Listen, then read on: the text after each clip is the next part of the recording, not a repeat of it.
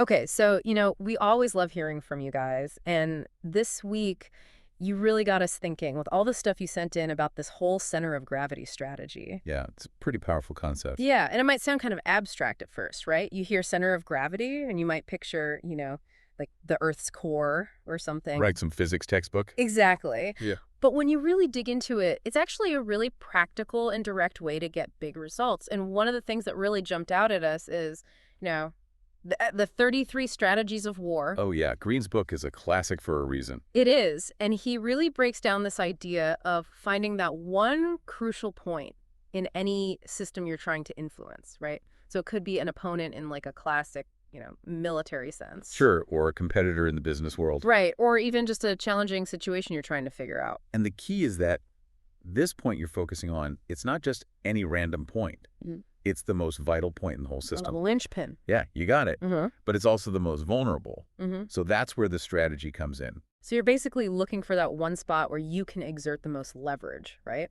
That's it. It's about being strategic and efficient. You don't want to waste your energy trying to dismantle an entire machine piece by piece if you can just pinpoint that one essential component and disrupt it. I love that analogy of the machine. It's so visual. Yeah. Like why try to unscrew every single bolt when you can just find the one that'll make the whole thing fall apart? Exactly.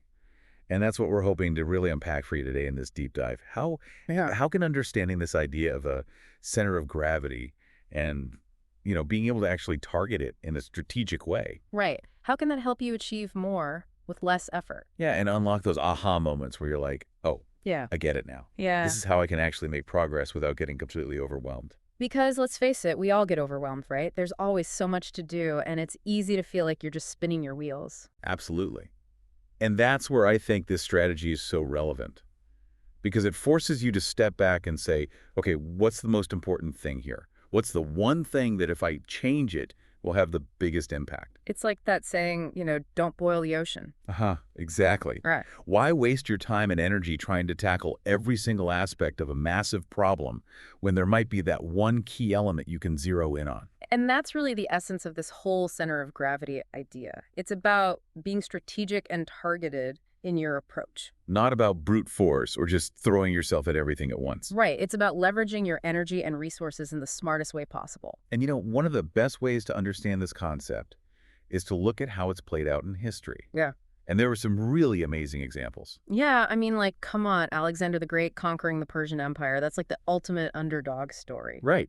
It's mind-blowing when you think about the sheer size difference between their armies. I mean, the Persians had this massive, sprawling empire. Alexander's forces were comparatively tiny. David and Goliath, much more. Yeah, exactly. But Alexander didn't let that intimidate him. He was smart about it. He knew he couldn't win through sheer numbers alone. So he had to find a different angle. Exactly. And he did. Yeah. He identified a critical center of gravity, King Darius III himself. The king himself. Wow. So bold. Right. I mean, think about it. If you can take out the head, the whole body collapses. And that's exactly what happened, right? In the Battle of Gaugamela, Alexander led this daring direct assault on Darius. A high-stakes gamble for sure. And it paid off big time because when Darius fled the battlefield, the entire Persian army just fell apart. It's incredible, right? Yeah. They had all these resources, all these soldiers, but without their leader, their central point of command, they lost all cohesion and it was game over. So the takeaway there is that sometimes it's not about taking on the entire force head on. It's about finding that one key figure or element that if you can neutralize it, you win the whole game. You disrupt the system at its core, and that's where this strategy is so powerful. I love that. So we've got this awesome historical example, and Greene also breaks down, the advantages of this strategy into like 3 core benefits. Yeah, he lays it out really clearly. So what's the first one? The first one is that it allows you to achieve maximum damage with minimal effort. Makes sense, right? Why spread your forces thin and attack every single part of the enemy when you can target their command structure and achieve the same result with far less effort? Exactly. It's all about efficiency. It's about being strategic with your energy and your resources. The second benefit he highlights is that it leads to faster victories. Okay, so if you're focusing on that one critical vulnerability, you're basically taking the express lane to your objective, right? Yeah, you're cutting through all the noise, all the peripheral stuff, and going straight to the heart of the matter. And that saves you so much time and energy in the long run. Exactly. It's about accelerating your path to success. I like it. So what's the third benefit? The third benefit is total dominance. Okay, so that sounds pretty intense. It is. When you remove or significantly weaken that central pillar of a system, everything that relies on it starts to crumble. It's not just a temporary setback, it's a fundamental shift in the balance of power. Exactly. You're not just winning a battle, you're changing the entire game.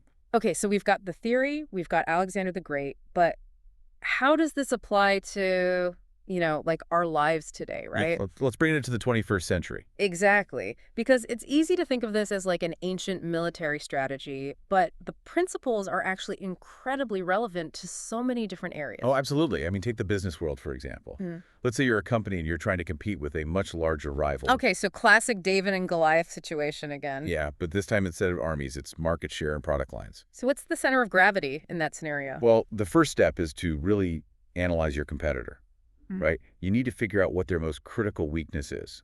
What's that one thing that if you exploit it will give you a significant advantage? So it could be something like a reliance on an outdated technology. Yeah, that's a good one. Or maybe they have a really weak point in their supply chain. Well, maybe their customer service is terrible. Right. There are so many possibilities. But the key is to find that one area where they're most vulnerable and then focus your efforts on exploiting that weakness. So instead of trying to compete with them on every single front, you're basically saying, okay, we're going to zero in on this one area and we're going to be the best at it. That's the idea. It's about choosing your battles wisely and concentrating your resources where they'll have the biggest impact. And that can apply to leadership too, right? Absolutely. Think about it. If you're trying to influence a group of people or, lead a team through a challenging situation, understanding the dynamics of that group is crucial. So it's like identifying the key relationships or alliances within that group. Exactly. Who are the influencers? Who are the people that everyone else listens to? If you can figure that out, you can start to strategize about how to weaken those alliances or, bring those key people over to your side. So it's not about confronting every single person in the group.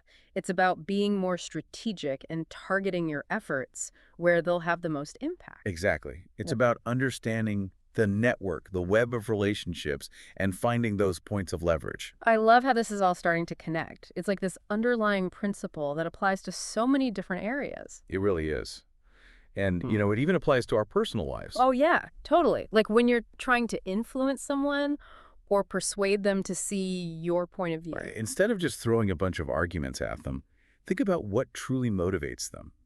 What are their deepest desires and fears? What are they most concerned about? So it's like finding their center of gravity on an emotional level. Exactly. What's the one thing that if you can connect with it will make them more receptive to your message? I mean, think about it. When you're trying to convince someone to do something, it's so much more effective if you can tap into something they already care about. Right. It's about finding that point of resonance. That's where the real persuasion happens. This is so good. Okay, so we've got all these different applications of the strategy. And one of the things that really stood out to us is this example from the tech world, right? Apple versus Microsoft in the early 2000s. Oh, yeah, that's a classic case study. I mean, I remember that time so clearly. Microsoft was like the king of the hill. Yeah. They had Windows, they had Office, they were everywhere. They were the 800-pound gorilla in the room. Totally. And it felt like nobody could touch them. But Apple came back swinging. And they did it by being really smart about their strategy. So what was their center of gravity play? Well, instead of trying to compete with Microsoft on every single front, they decided to focus on a couple of key areas where Microsoft was arguably weaker. Which were? Design and branding. Right, like the whole Think Different campaign and those sleek iMacs. Exactly. They were all about simplicity, user-friendliness, and aesthetics. Which was a stark contrast to the, kind of clunky beige boxes that Microsoft was putting out at the time. Yeah. And Apple's advertising was brilliant. They subtly but effectively positioned Microsoft as being kind of outdated and out of touch. Like I'm a Mac ads, right? Exactly. They were funny, but they also had this underlying message that Apple was cooler, more innovative, more in tune with what people really wanted. And it worked. I mean, look at Apple today. They're one of the most valuable companies in the world. And they achieved that by focusing their energy on attacking Microsoft's weaknesses, not their strengths. It's such a powerful lesson. It's not about brute force. It's about strategy. It's about finding that Achilles heel and exploiting it. Okay, so this is all super inspiring, But how do we actually start applying this in our own lives, right? Like, where do we begin? Well, the first step, as we've been talking about, is analysis. Okay, so we got to do our homework. Yeah, you can't just go in blind. You need to really understand the situation, whatever it is you're dealing with. So if it's a business challenge, you need to analyze the market, the competition, your own strengths and weaknesses. If it's a personal goal you're trying to achieve, you need to figure out what the biggest obstacles are, what resources you have available, what your mindset is like. And once you have a clear understanding of the landscape, then you can start looking for that